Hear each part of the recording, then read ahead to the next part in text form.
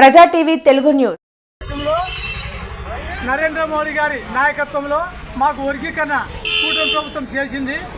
వర్గీకరణ ఫలాలను కూడా త్వరలో టీచర్స్ దాంట్లో అందుకోబోతున్నాము. భవిష్యత్తులో కూడా ఉద్యోగాలు అయితేమి రిజర్వేషన్ ఫలాలలో కూడా ఉద్యోగస్తులకు ప్రమోషన్ల విషయంలో కూడా బృందకృష్ణ ప్రయత్నం చేస్తున్నారు. ఆయనకు ప్రతి ఒక్కరూ కట్టుబడి ఉండి పనిచేయాలని మనసు కోరుకుంటున్నాం.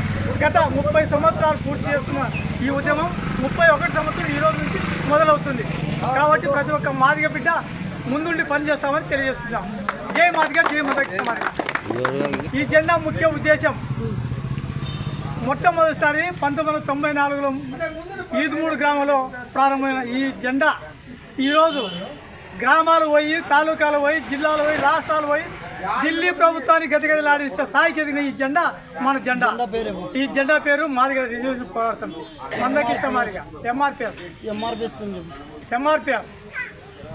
ఈ జెండా కింద మనం పనిచేసిన వాళ్ళం ప్రతి ఒక్కరు గర్వపడుతున్నాం.